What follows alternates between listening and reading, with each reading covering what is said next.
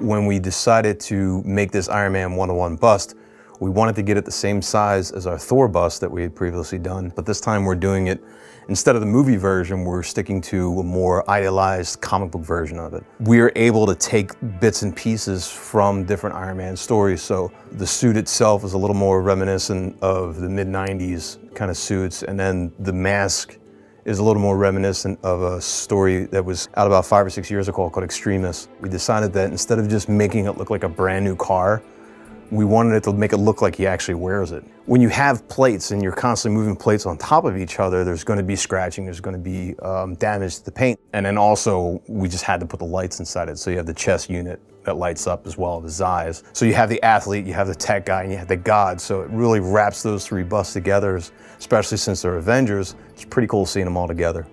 Norman Osborn, throughout the character's history through all the comics, the main thing is that, of course, he's insane. I wanted to do him because I always thought Norman Osborn, as far as Spider-Man villains go, was just one of the scariest and creepiest because aside from just being mean and evil, like all villains are, he's just insanely twisted and crazy. It's always been thought of as Norman puts a mask on and he's wearing an actual mask, but every time in the comic book that you see him, the mask seems like it's animated. So we wanted to give that feeling that it was one person, not just wearing a rubber mask. Andy Bergholtz did a great job at the teeth and the skin textures and everything that he put into the figure, as well as the scaling that's on his shirt that's prominent in that classic costume. So Andy sculpted the entire head. So there's a back of the head and everything. You can see the texture of the skin and all that. We decided to use real fabric. It just makes it that much more lifelike. Plus the customer will be able to take the hood off, you know, you can see his head under there and it's a little bit more interactive that way.